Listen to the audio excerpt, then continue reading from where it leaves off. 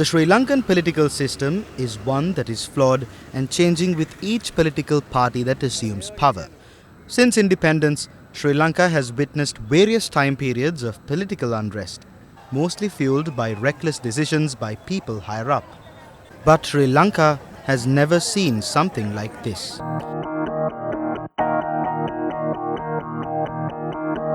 For the first time, the Sri Lankan people, who are famously divided, are uniting for one cause: to put an end to the destructive political system which was 70 years in the making.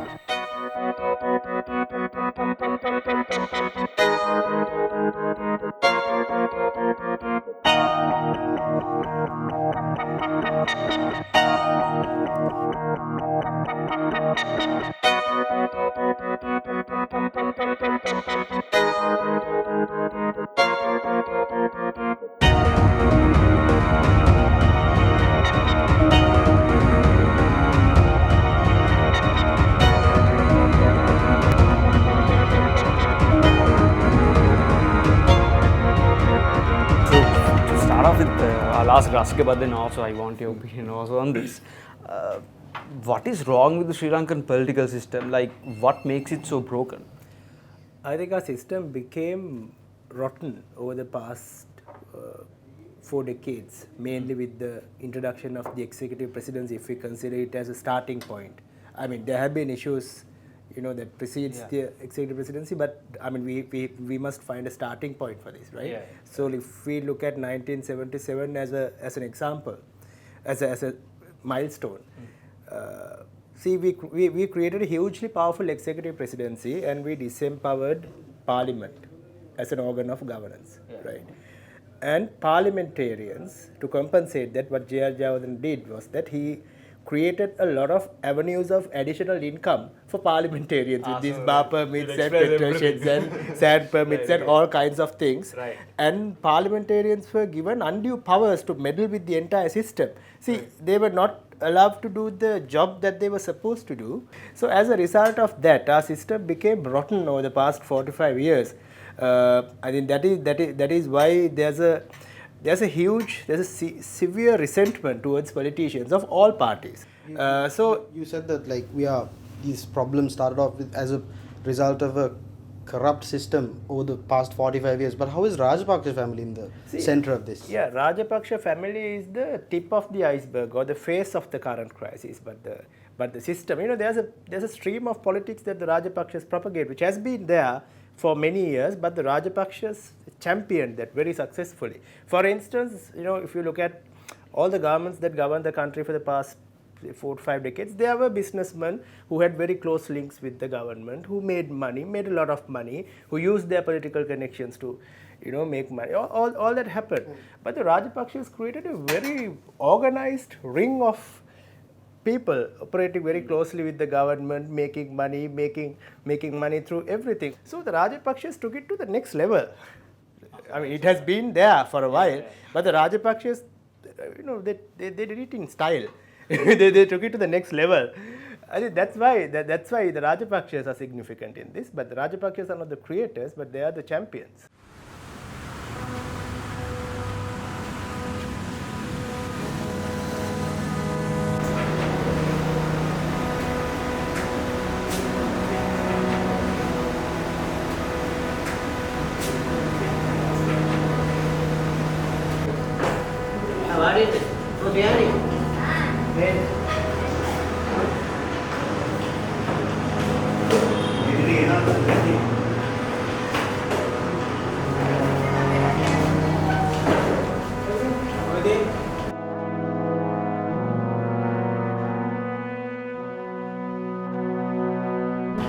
සම්මේ දුන්නේ ඉතින් හොදක් වෙයි කියලා හිතේ තියාගෙන ඉතින් අපි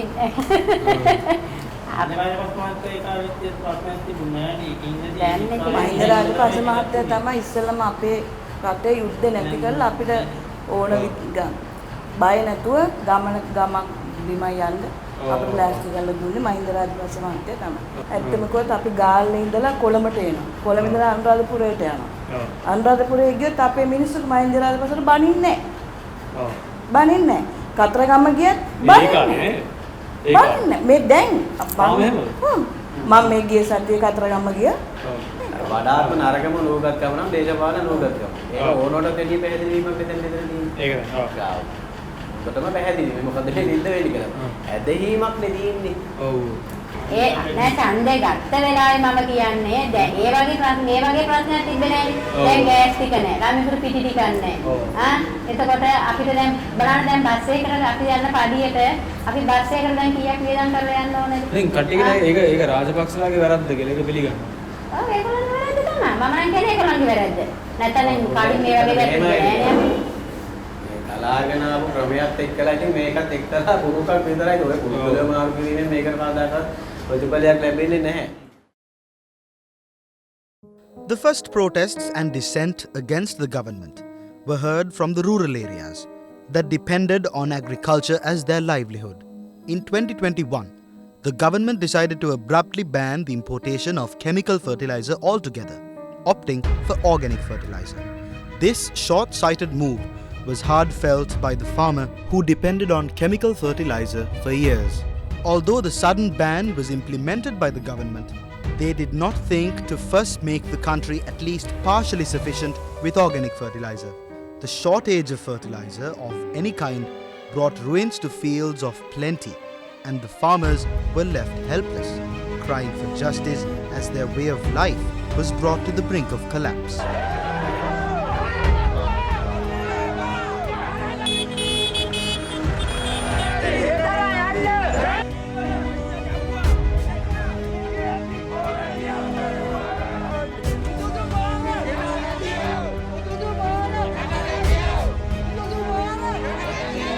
This noticeably destructive and reckless decision by the government was the first call to protest by the people, and they answered. In 2022, the cost of living rose almost instantly, striking the prices of essentials such as milk powder, fuel, and gas cylinders. Long queues began to emerge for fuel, gas, milk powder, and medicines, as the alarming lack of foreign reserves heavily affected the government's ability to import essentials, creating a massive shortage. The crisis affected everyone across all social parameters. The people themselves, without the backing of any political party, any organization, or even any leadership, took to the streets, demanding the government to act. Silent protests were organized in a small scale, where residents of Kohuala and Rajagiriya first took to the streets with candles lit, standing in solemn silence. The silent protests continued and spread all across the country until the night at Mirihana. On the 31st of March, protesters gathered peacefully at Mirihana, opposite the president's house, demanding solutions.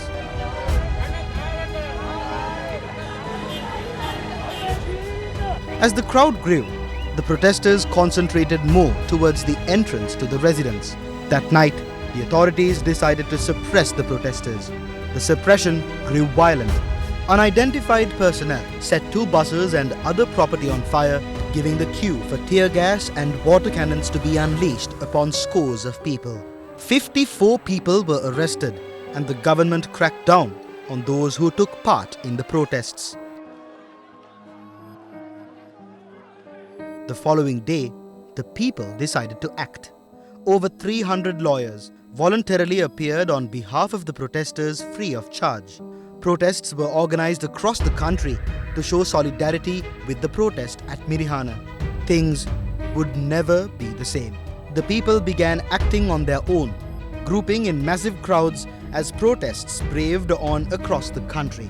Now, they wanted the president and the government to resign, citing their creation of the issue and their failure to resolve it. The movement that was sparked at Mirihana spread to protests never seen before in many key places in Colombo and other cities. Finally, it led to one of the biggest and unique protests ever held in Sri Lanka. On the 9th of April, a message was sent across social media saying 1 million people would show up at the Galle Face Green in front of the president's office.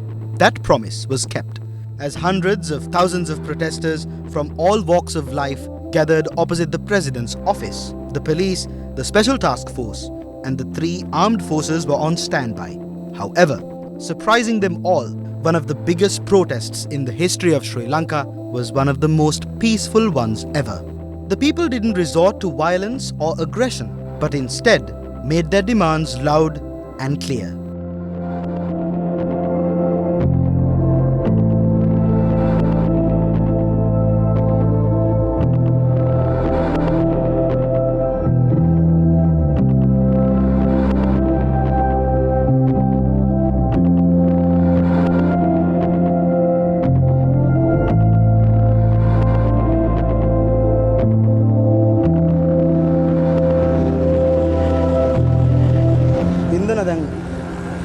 ජේෂ්ඨ මාධ්‍යවේදී කව ගොඩාක් උද්ඝෝෂණ කව කරලා තියෙනවා. ඔයා දකින විදිහට මේ උද්ඝෝෂණේ ඔයා වෙනද කව කරන උද්ඝෝෂණ වල තියෙන වෙනස්කම මොකද? එහෙම වෙනස්කමක් තියෙනවද? වෙනස්කමක් තියෙනවා නම් ඒ මොකද්ද? ඔව් වෙනද අපි උද්ඝෝෂණ හැටියට සාමාන්‍යයෙන් දැක්කේ එක්කෝ කවුරු හරි කණ්ඩායමක් ඇවිල්ලා කොහේ හරි ස්ථානයක් තෝරගෙන එහෙම නැත්නම් Taman බලාපොරොත්තු වෙන ස්ථානයකට ගිහිල්ලා උද්ඝෝෂණය කළා පැයකින් දෙකකින් විසිරලා යනවා. එහෙම නැත්නම් ඊට වඩා යහා ගියොත් කඳුළු ගෑස් ප්‍රහාරයකින් හරි ඒක පොලිසිය අවම බලය පාවිච්චි කරලා ඉවර වෙන තැනකින් තමයි නතර වුනේ. නමුත් අපි දකිනවා මේ උද්ඝෝෂණය ඊට වඩා ටිකක් වෙනස්. දවස් 19ක් අද වෙනකොට මේ උද්ඝෝෂණය පැවැත්වෙනවා. මේ උද්ඝෝෂණයේ ස්වභාවය සහ තේමාවේ යම්කිසි වෙනසක් දක්නට ලැබෙනවා. ඒක තමයි වෙන විශේෂත්වය මේකේ තියෙන. සාමාන්‍යයෙන් මේ ජෙනරේෂන් එක එහෙම නැත්නම් මේ උද්ඝෝෂණයත් එක්ක එකතු වෙලා ඉන්න ජෙනරේෂන් එක බැලුවහම දැන් මේ ඇවිදගෙන යනකොට අපිට දකින්න හම්බ වෙනවා ලයිබ්‍රරි එකක් තියෙනවා. පොඩි අයට කතන්දර කියලා දෙන තැන් තියෙනවා. එතකොට මෙහි එන ජනතාවට අවශ්‍ය වුණොතින් ආහාර පාන වතුර බෝතලයක් බැරි වෙලා හරි තුවාලයක් සිද්ධ වුණොත් රත්පුරුෂ සංවිධානයේ ඉන්න සාන්ත ජෝන් ගිලන් රථ සේවාව තියෙනවා. ඉතින් මේ වගේ සේවාවන් එක්ක මම හිතන්නේ විශේෂත්වය තමයි දැන් මේ ලයිබ්‍රරි එකකට ඇවිල්ලා පොතක් කියවන්න වුණත් මේ උද්ඝෝෂණ භූමියට එන කෙනෙකුට පුළුවන්. මම හිතන්නේ මේකේ තීම් එක වෙනස්. ඒක නිසා තමයි ජනතාවට මේක ගොඩක් දැනිලා තියෙන්නේ. අනිත් එක සාමාන්‍යයෙන් මෙතනට එන ජනතාව අපි දකිනවා මොනවා හරි බැනර් එකක් ලියාගෙන ඉන්න ඒගොල්ලන්ට පොඩි හැඟීමක් තියෙනවා. එතකොට ජාතික කොඩියක් අතේ අරන් ඉන්න හැඟීමක් තියෙනවා. තමන්ගේ දරුවා කොච්චර පොඩි වයසක ඉන්න දරුවෙක් වුණත් ඒ දරුවව වඩාගෙන මේ භූමියට ආපු අම්මලා තාත්තලා අපි දැක්කා.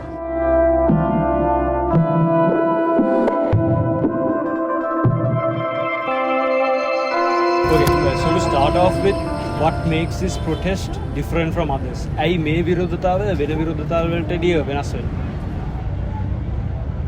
පැහැදිලිව මේ විරෝධතාවය සාමකාමී විරෝධතාවයක්.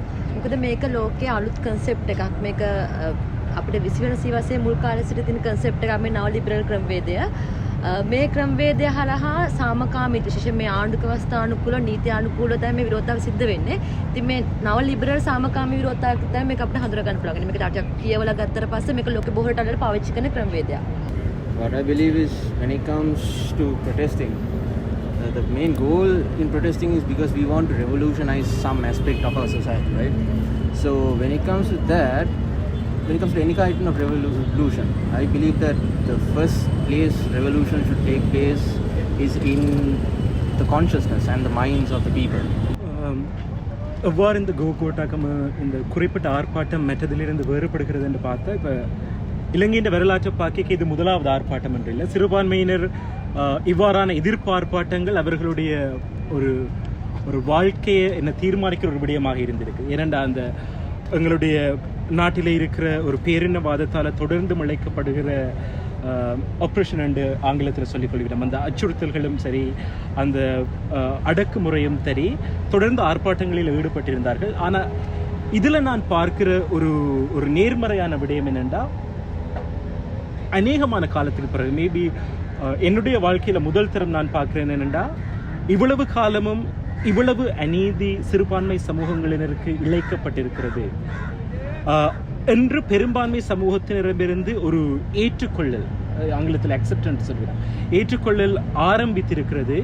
அது போதுமென்று மட்டும் நான் கூறவில்லை, ஆனால் இது ஒரு சரியான ஒரு ஆரம்ப புள்ளியாக நான் பார்க்கிறேன்.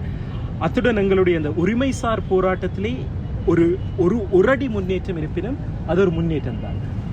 ஆகவே அந்த விதத்தில் GoGoTaGoHome இந்த குறிப்பிட்ட ஆர்ப்பாட்டம் ஒரு தேசிய ஒரு மனச்சாட்சியை விழிப்புணர்வடைய வைக்கும் ஒரு ආර්පාටமாக நான் பார்க்கிறேன். GotaGoHome වෙනස් කියන්නේ මේ තරුණ විදිහට අපි මෙතනට ඇවිල්ලා අර්ගලයක් කරන්න අපිම නිර්මාණය කරගත්ත තැනක් මේක. අපිම කන්සෙප්ට් එක හදාගෙන මේ දේවල් මෙහෙම වෙන්න ඕන කියලා ප්ලෑන් එකක් නැතුව ඉබේම ඇවිල්ලා අපි ඔක්කොම එක අරමුණක් වෙනුවෙන් විවිධ ශාස්ත්‍රවල කට්ටිය ඇවිල්ලා විවිධ ආගම් ජාති පක්ෂ පාට නැතුව ඔක්කොම එකම අරමුණක් වෙනුවෙන් වැඩ කරන තැනක් විදිහට GotaGoHome මට හිතෙන විදිහට එකටම තරුණයෙක් විදියට මට ලොකු يعني කලකිරීමක් තිබුණා මගේ ජෙනරේෂන් එක ගැන. ඇයි රට මෙච්චර මේ තරමට තල්ලු වෙලා තියෙද්දිත් අපි මුකුත් කරන්නේ නැත්තේ කියන එක ගැන. ඉතින් එහෙම හිතලා මම සමාජ මාධ්‍යෙත් මගේ අදහස් ප්‍රකාශ කරා. එහෙම වෙලා ටික දවසකින් මේ දේ පටන් ගත්තා මේ GotaGoHome කියන එක පටන් ගත්තා. ඉතින් එතෙන්දී මම හිතුවා නෑ මම හිතුව එක වැරදි. මේ ජෙනරේෂන් එක නැගිටීමක් තියෙනවා. ඔවුන් මේ වෙනකොට මේ අපි ගොඩක් අය කොන එකට හිසක් නැතුව නායකයෙක් නැතුව අරගල කරන්න බෑ. මෙහෙම මූව් වෙන්න බෑ ඉස්සරහට කියලා. නමුත් මම හිතන්නේ මේ තාක් දුරට ඔප්පු කරලා පෙන්නලා තියෙනවා මේ රටේ තාරුණ්‍ය සහ වැඩිහිටි ප්‍රජාව සියලු දෙනා මෙතෙන්ට සහභාගී වුණා. නමුත් තරුණයෝ විදියට ලොකු එක්සාම්පල් එකක් දීලා තිනවා මේ වෙනකොට අපිට සොයන් විනයක් ඇතුව මේ ගමන යන්න පුළුවන් කියන එක. ඉතින් මාව ගොඩක් මෙතෙන්ට ඇද බැඳගත්ත දේ සහ මම ගොඩක් ඉන්ට්‍රෙස්ට් වෙන්න හේතුව ඒක තමයි. වයි මෙතන විරෝධතාවය අපි මෙතනට ආවේ ඇත්තටම මිනිස්සුන්ට දැන් අරගල කරන්න පුළුවන්. හැබැයි මේ අරගලයට යම්කිසි නීත්‍යානුකූල රාමුවක් තියෙනවා. විශේෂයෙන්ම මේ නීත්‍යානුකූල රාමුව දැනගන්න ඕනේ. මේ ගේම් එකට රූල්ස් දන්නේ නැතුව මේ ගේම් එක ප්ලේ කරන්න බෑ. විශේෂයෙන් මේක එක්සිකියුටිව් එකත් එක්ක කරන ප්‍රශ්නයක් සහ අරගලයක්. ඉතින් අපි මෙතන ඉන්න හැමෝම පුළුවන් විදිහට නීත්‍යානුකූල රාමුව මොකද්ද, සාමකාමී විරෝධය කියන්නේ මොකද්ද, සහ මේ වගේ ප්‍රොටෙස්ට් එකක් ඉතිහාසයේ නැතිව අද තියෙනත් හේතුව තමයි මේකේ මේ නීත්‍යානුකූල රාමුවට අපි අනුගත වීම. ඉතින් අපේ සහ මගේ කණ්ඩායම කරන්නේ මේකේ තියෙන නීත්‍යානුකූල රාමුව සමග මේ අරගලය සාමකාමීව කරන්නේ කොහොමද කියන එක පැහැදිලි කරන එක. So, Dharan, I'd like to ask you now the economic crisis. Everyone's talking about it. Now, Rasika explained how the political crisis started. I mean, in a very broad sense. Where did the economic crisis start? It's similar to what Rasika said. I think if we take a cricket anecdote, it's like we have been, our economy is not competitive. To have a good cricket team, you need to have a system where the capable people joins the cricket team. And you have to ensure that competitiveness is there, where good players get better rewards, and those who are not performing well, there has to be a system that they go back and they're given an opportunity to come back and compete. And so are you saying like this is obstructive because the government tries to regulate the economy too much? Exactly. I think rather than the regulation, the protectionism and the rent seeking has come into the system, and that's where Rasika said, where the player, though he can't play cricket, he has find a way by exactly. So by going to the person who is picking the team, he is coming to the team though he can't play cricket. And at an overall level, when you go to the World Cup, which is like the imports, exports, and you're competitive of the economy, you really, there are very competitive people outside. You really can't face the competition. And that's what has happened over a long period of time. And of course, there are some regulatory mechanisms that has to be in place. But when the government starts doing businesses, when the government starts intervening too much on the economy, and we have become really uncompetitive. And in short run, what has happened as a result, we have borrowed a lot of money, too much money in dollar terms, on short maturity, and invested in non-revenue generating assets. So you're basically saying it all comes down to incompetence. Incompetence, and also incompetence comes with lack of competition, because if there's proper competitive environment, then you understand your weaknesses, because a market system is a profits and a loss system. බුද්ධාගමෙත් කියන්නේ පාඩු and ලාභ, profits and losses, because losses is also an indication you are not doing something right, you have to move on to something else. So when you stop that channel of, when you hide your losses, you are still in that same thing thinking this will take you somewhere else, when you are wasting a lot of resources, and that's what we have been exactly doing. මේ ආර්ථික අර්බුදය ඔයගොල්ලන්ට බලපාන්නේ කොහොමද? මේ කෙනෙක්ගත්තු බලපාන තමයි අපිට අපේ පදිය පෞද්ගලික වාඩ කොහොමද බලපාන්නේ? මට නම් බලපාන කියන්නේ දැන් අපේ පදියෙන් අපි 3 දෙනෙක් ගෙදර ජීවත් වෙන්න ඕන. 3 දෙනෙක්. බස් එකට ගියේ රුපියල් 20 නම් එතෙන්ට 40ක් යනවා. දැන් දරුවෙකුට බනස් ගෙඩියක් අරන් දෙනවා නම් ඒ බනස් රුපියල් 100ක් දුන්න මැද්ද දරුවට. මදිනේ. රුපියල් 100 මොනවාද කන්න පුළුවන්? ටී එකක් බිව්වම රුපියල් 100 ඉවරයි. එතකොට ඒ ළමයා උදේ ගෙදරින් 6ට ගෙදරින් පිටත් වුණොත් ආයෙ දවල් 2:00 3 වෙනකන් අර මොකද්ද කරන්නේ? කොළඹ රටේ මන් දන්නේ ඇත්තම එදා දවසේ මේ ජීවත් වෙන මිනිස්සු තමයි ඉන්නේ. අපිට දැන් මේ ගන්න පඩිය අරන් ගිහලා මගේ 4 දෙනෙක් ජීවත් කරන්න ඕනේ. ඉතින් අපිට දැන් මේ ගන්න පඩියෙන් 4 දෙනෙක් කියන්නේ අපි කොහමද අපි ජීවත් වෙන්නේ? අපිට දැන් ලාම්පු තෙල් ටිකක් නැහැ, ගෑස් ටිකක් නැහැ. අපි ගොඩාක් අසරණ තත්ත්වයට අපි දැන් වැටලා ඉන්නේ. ඔව් මේකේදී අතිවිශාල බලපෑම කොච්චරද කියනවනම් දවසකට ඇවිල්ලා කෑම එකේ ගානහලා ආපහු හැරලා යන පිරිසත් එක්කලා අපිට හොඳට තේරුම් ගන්න පුළුවන්. දැන් ඉතර මේකේ තිබිච්ච කෑම ගන්න උදේටයි දවල්ටයි තිබිච්ච පොලිම. දැන් එහෙම එකක් නැහැ නේද? දැන් එනවා මිනිස්සු අපි වෙලඳාමක් කරනවා. නමුත් මේකයි අපිටත් දෙන්න පුළුවන් ගානකුත් තියෙනවා. එන මිනිහට ගන්න පුළුවන් ගානක් වෙන්නත් ඕනේ. ඔන්න ඔය දෙක අතර දෝලණය වීමේදී ලොකු ප්‍රශ්නයක් තියෙනවා. මොකද අපිට දැන් පාරිභෝගිකයාට බලාපොරොත්තු වෙන මුදලකට මේ කැම වේලක් දෙන්න බෑ. ඒක ඒ මනුස්සයාට දරා ගැනීමේ හැකියාව තියෙන එච්චරයි දැන්. මේක අර රටක්ම ගිනිලා නෙන්නේ. Everyone's talking about the IMF and everyone's looking at the IMF as the the savior of the moment, and everyone's hoping that once we go to the IMF things would be better, and some people even expect that it will go back to normal. Is that the case? Like if we go to the IMF, will things go back to normal, or how does it actually work? I don't think after going to IMF things will be normal. Basically IMF is our last resort. We don't have any other option at this point of time. And IMF won't give you money when your debt is unsustainable. And IMF will, even if they come on board, the debt has to be restructured and they will provide in tranches. But the thing is, when IMF comes, you have, you get some sort of a certificate saying that someone else is looking at your books and your expenditure and income is overlooked. So there's some credibility coming in. So then the others will consider you to donate, even the bilateral partners and the multilateral partners. That's where the IMF, just because we come to an agreement with IMF, it's very unlikely these main problems will go away for some time now. Because right now, if we get the support of the IMF, you said this before also, we have to take drastic economic decisions. What are these things? What are these decisions you are speaking of? I will start with the protecting our vulnerable people with the cash transfer system, because they are suffering a lot. So that cash transfer system has to be there, but the problem is, where are you going to have money to run that cash transfer system? So that connects with the second one, where you have to drastically change some of the state-owned enterprises and restructure them and save money. That's the second step. And third, we have to have again some tax revision, but again now the timing for the tax revision is difficult. But we have to have at least some indirect taxes like VAT we might have to increase and distribute it, which is indirect tax. So basically you are saying now tougher times are ahead, right? Yes, exactly. So now, from looking at the people's aspect, like how do we prepare the people? Now they are already suffering, they're already in queues, the people are dying, protesting, there's so many issues here. Now how do we buckle them up for the future? Like how do we tell them to like bear more pain? See, the biggest challenge we confront right now is that the government, the administration has lost credibility in the eyes of the people. People don't have faith in the government, whatever they say. So to fix what you are saying, we must first restore the public faith in the administration. For that, we must have a serious government. Right now, we don't have a serious administration.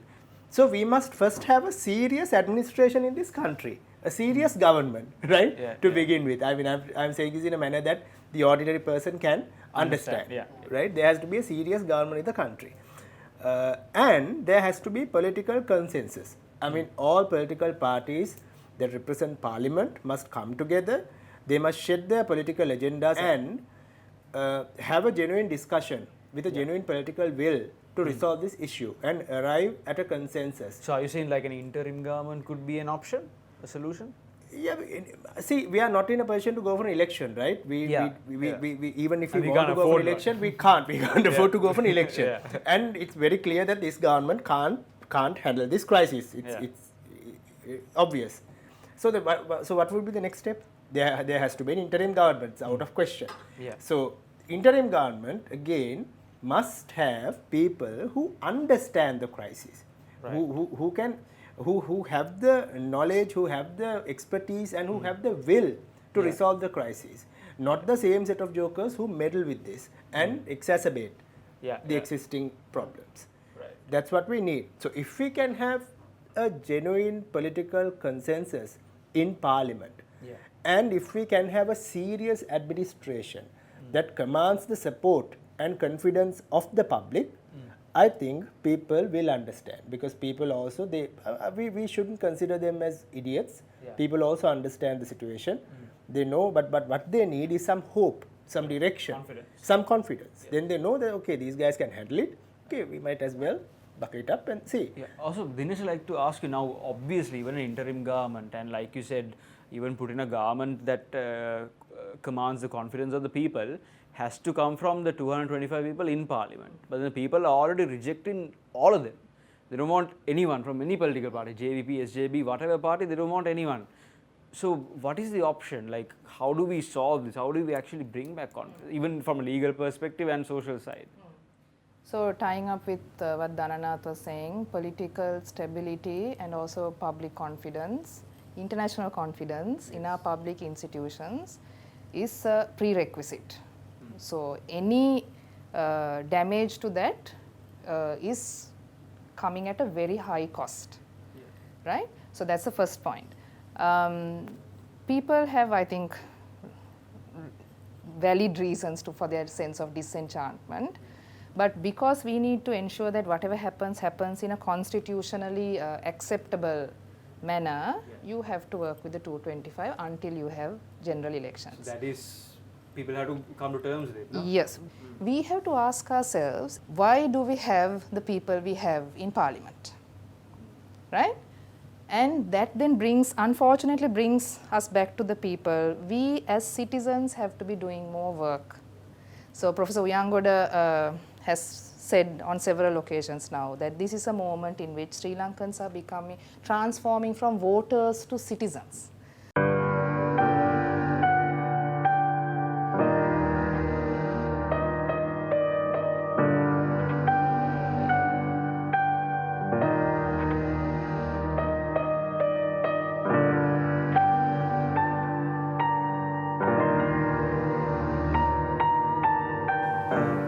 Ask Dinesh about in terms of like constitutional law, and I think a lot of people now, everyone's chanting GotaGoHome and all that, but then how do we actually send him home legally and constitutionally? How do we enable? Yeah, so the constitution provides for that, and that is by way of impeachment. Yeah.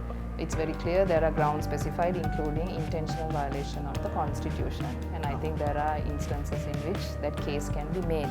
Right. But that is a process that will take time, because there is a presumption of innocence. This matter has to go to the Supreme Court. I mean, it has to go through Parliament first. Yeah. It has to go to Supreme Court. The Parliament has a 2/3 majority. Right? Yes. So it is very hard.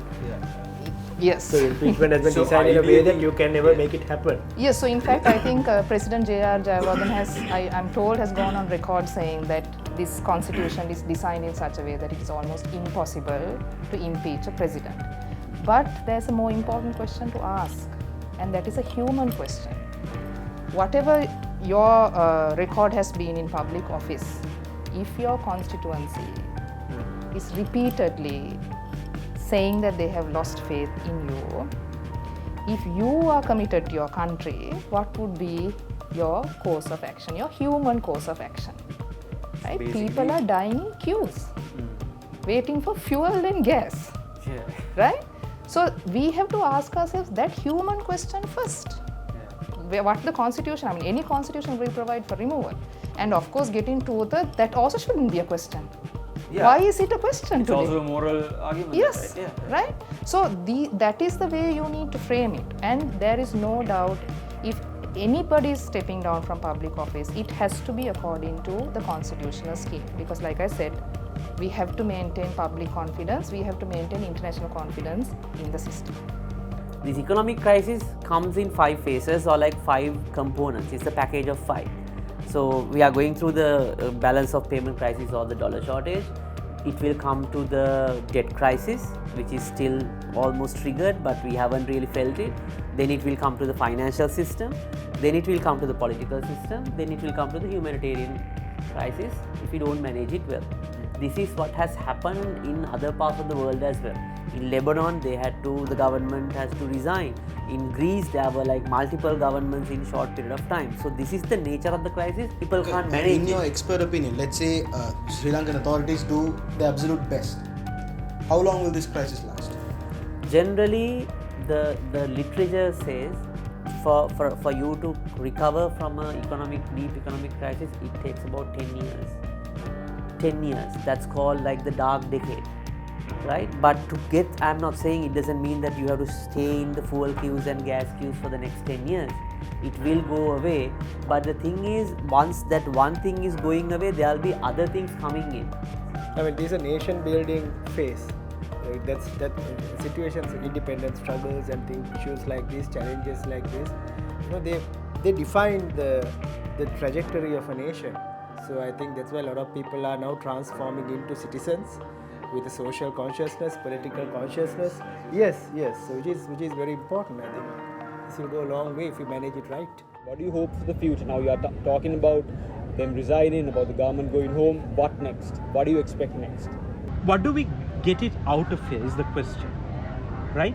My only hope out of this is like, if you don't go back to our old ways, because we are people blessed with very short memories, right? In 2015, everybody thought Rajapakshas were over.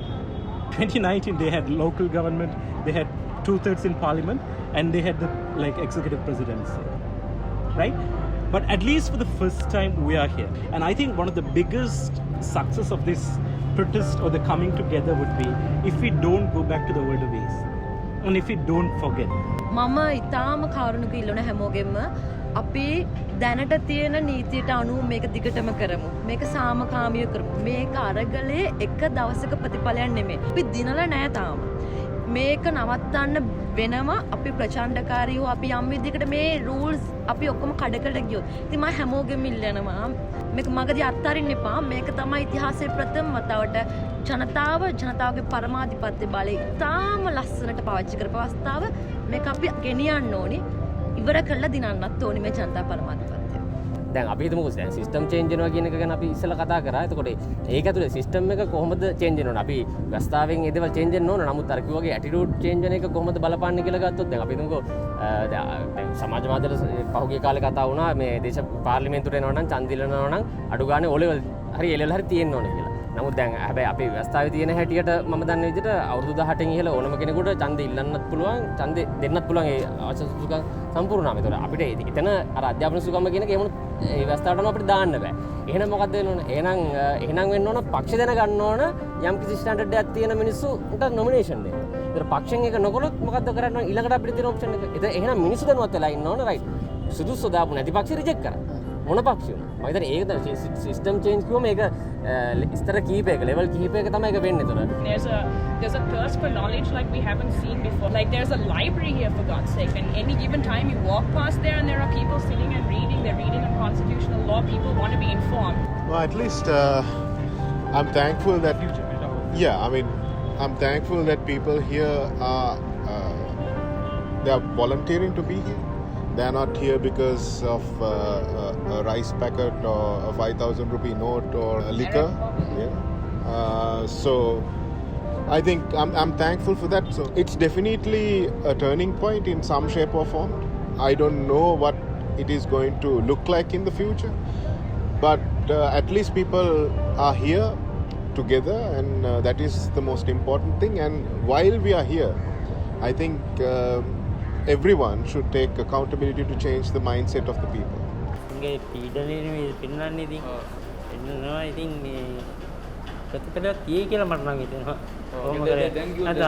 නිකන් හිටියොත් ওই විදියට තව හෙටත් දීසල් ගණන් වල මුකුත් නැහැ ප්‍රශ්නයක් නැහැ ජනතාව හොඳට ජීවත් වෙනවා එහෙම හිතන්නේ ඇන්ඩිගේ මතය මොකද විශ්ලේෂණය කරලා රේමී කරනකොට පේනවනේ ප්‍රතිපලයක් අනිවාර්යෙන් වෙන්න ඕනේ. ඉතින් දැන් ඇත්ත වශයෙන්ම කොට උද්ඝෝෂණයක් ඔතන මෙයා කරලා මෙයා කරන්නේ ඉතින් අපේ රටේ අපේ ඉදිරි අනාගතේ අපේ දරුවෝ වෙනුවෙන්නේ. දැන් අපේ කාලේ විතරයි. අපේ දරුවන්ගේ කාලේට මොකද්ද යන කල දැන් ওই විදිහට වෙන්න ගියොත් එහෙම. Today, all those legacies of dissent are coming in and meeting the disenchantment that is more popularly common today. It seems to be, again, I am a lawyer, not trained in reading the crowd, but it definitely does look like there's a moment in which there is very, very wide consensus. Well, the future inevitably will be the youth. And I think more than anything, right now, the youth is showing unity. And it doesn't matter what race or religion you are today, you are Sri Lankan. And as Sri Lankans, we are all united in one movement. It's so much bigger than just getting rid of the presidency and finding a new president. Moving forward, it's about seeing what future Sri Lanka can be. And Sri Lanka is a very resilient nation. And I think as the youth, we are very aware of the problem. So right now as the youth, we can see climate change is affecting the world. We can see water resources are depleting. We can see fossil fuels are no longer sustainable. So as the youth, we know that there's going to be solutions that we need to come up with. එක නායකයෙක් නැතුව නායකයෝ පිරිසක් එක්ක අපි මේ ගෝඨගම දවසින් දවස මේ විදිහට දියුණු වෙනවා නම් මට කියන්න තියෙන මේ නායකයෝ ටිකම කවදා හරි රටට එක අරමුණක් එක්ක අපි වැඩ කරන්න ගත්තොත් එක නායකයෙක් නැතුව එක්කෙනෙක්ගේ බලාපොරොත්තුව නැතුව සමස්තයම එක බලාපොරොත්තුවක් විදිහට රට ගොඩනැගීමේ එක බලාපොරොත්තුවක් විදිහට වැඩ කරන්න ගත්තොත් අනාගතේ ගැන අපිට බලාපොරොත්තුවක් තියාගන්න පුළුවන්. Yeah, so in my view, it's unprecedented, and I mean, there was a fair bit of hand wringing in the past that unlike India, we never had a moment in which we had to fight for our independence and we won it, and we don't have a collective memory of how our nation came to be and so forth. So this is as close as we've got to it, I think.